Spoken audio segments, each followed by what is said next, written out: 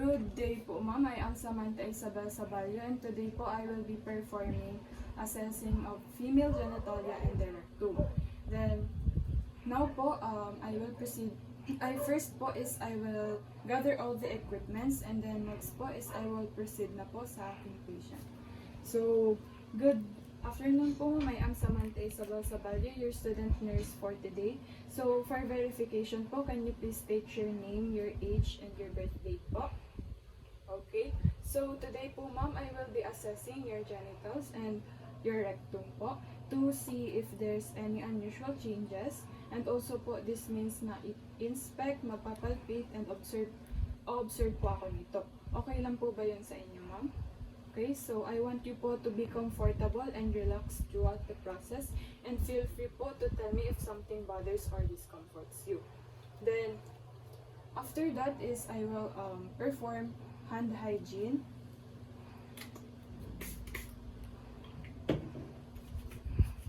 And then, provide privacy. I'm going to close the curtains. And then now, ma'am, you can now change your clothes to patient's gown. So, assuming po na nakapag-change na po ng clothes si patient, we will now start the physical examination. So, first po is ipo-position ko po si patient in a lithotomy position. So,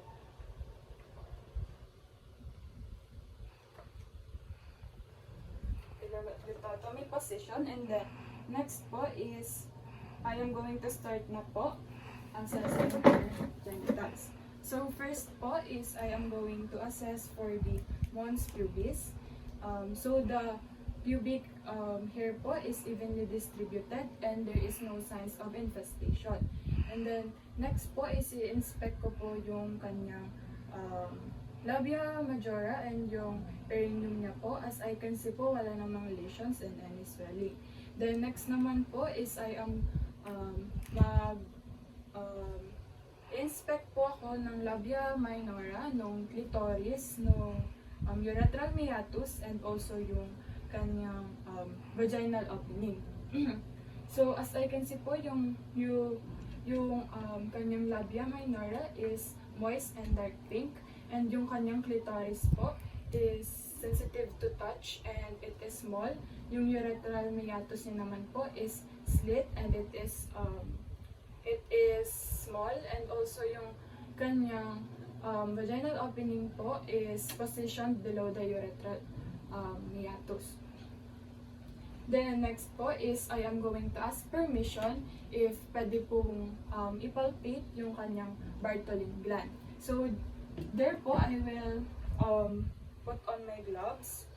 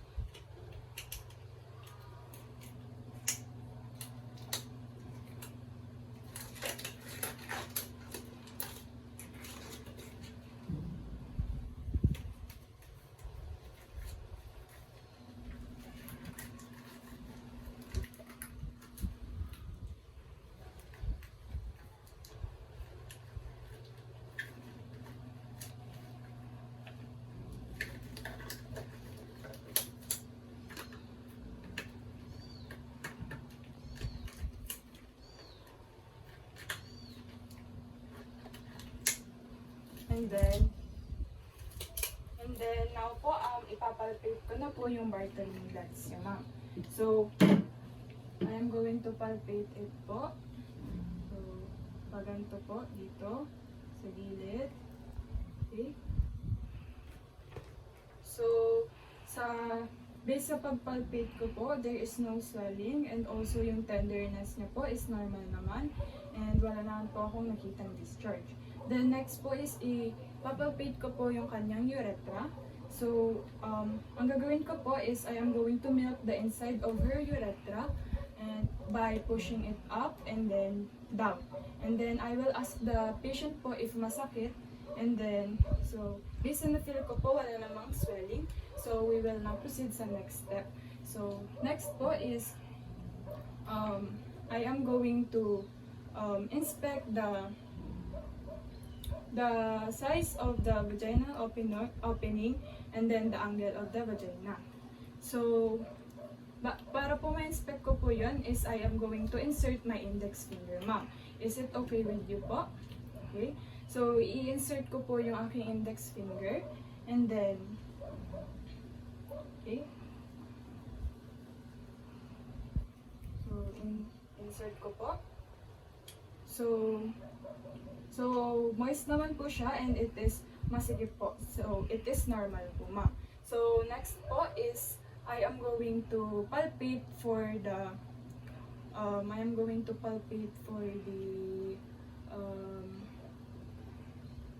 vaginal musculature. So, dito po is same lang po, i-insert ko din po yung aking index finger and lalagay po ako dyan ng lubricant. And also po pala, nung pag-palpate ko po sa kanyang vaginal opening and the angle of the vagina, warm ko po muna yung aking gloved hands before inserting my index finger. Tapos dito naman po sa pag-palpate ng kanyang vaginal musculature, ilalagyan ko po ng lubricant yung fingers ko po. So, dito po is I am going to insert my index finger. Okay? And then next po is I am going to also insert my my middle finger po to separate the labia minora. And then next po is, so, wala naman pong any urethral discharge and also yung kanyang and wala din po ako na-feel na any swelling. So, next po is I am going to proceed sa speculum examination. So, here po, let's just assume na this one is a speculum and then I will insert ko po siya sa vagina to open po. Parang ganito po. Dito po. And then, I will assume po na nakikita ko na po yung kanyang cervix. So, I am going to inspect for the color, the size, the position po. So, as I can see, wala naman pong any redness, wala naman po ako nakikitang any swelling. And also po sa kanyang color and yung color niya po and yung is good naman po. So, next po is I am going to obtain a specimen po for pap smear. And if applicable or indicated po, I am going to culture the specimen to test for STDs. The next po is I am going to unlock the speculum by slowly rotating it po. Okay. And then remove it po.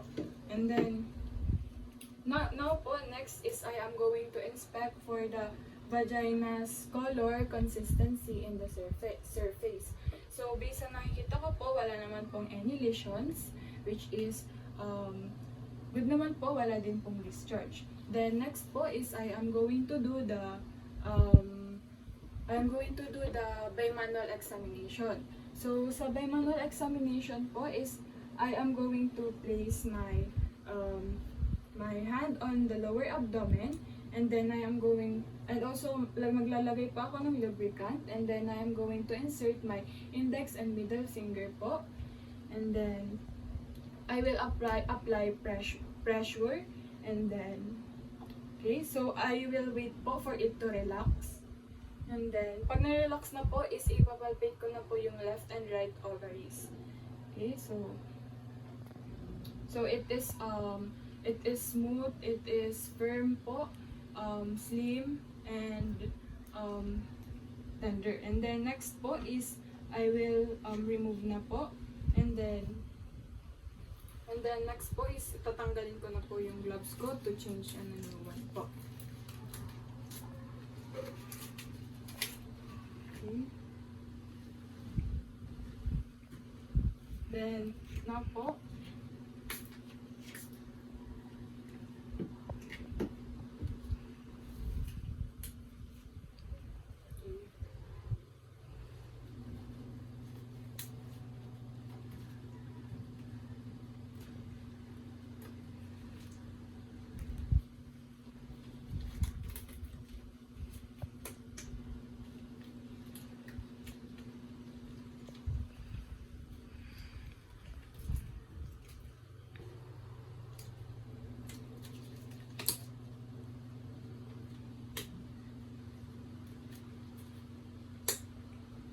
okay, so now next po is for the rectovaginal examination. So what I am going to do po is to push her lower abdomen, and then I am going to insert my index and middle finger, and also po mag-a-apply din po dito ng lubricant. And then I am going to insert my index finger on the vagina and my middle finger on the rectum. And then, so, wala naman pong namabaga, so everything's normal. Then, now po, we will proceed na po sa anus and the perianal area. So, dito po is, I am going to inspect for any lesion, lumps, ulceration, redness, and rashes. So, as I can see po, wala naman. Any swelling, rashes, or any lumps and ulceration, wala din pong discharge. Now po, for the sacrococcygeal area, I am going to inspect po for any swelling, redness, if my hair po. So, wala naman pong hair na present. So, okay po. So, next naman po is the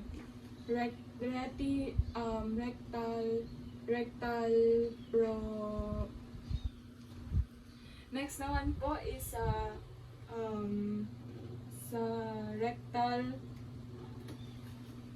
po is sa rectal prolapse. So there po is ipagpapa-perform ko po yung So, ipagpapa-perform ko po yung patient ng Valsalva maneuver.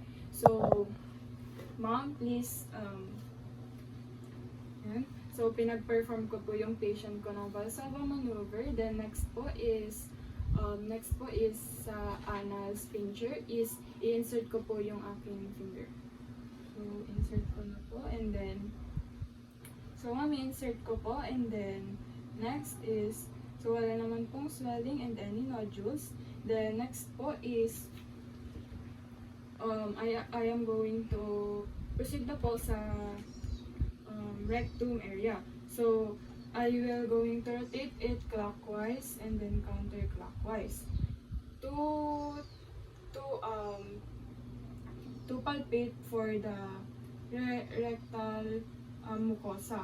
So, wala din pong any nodules. So, next is same lang po, i-rotate ko po clockwise, then counterclockwise, then wala pong lesion. So, pinagpalpate ko po doon yung kanyang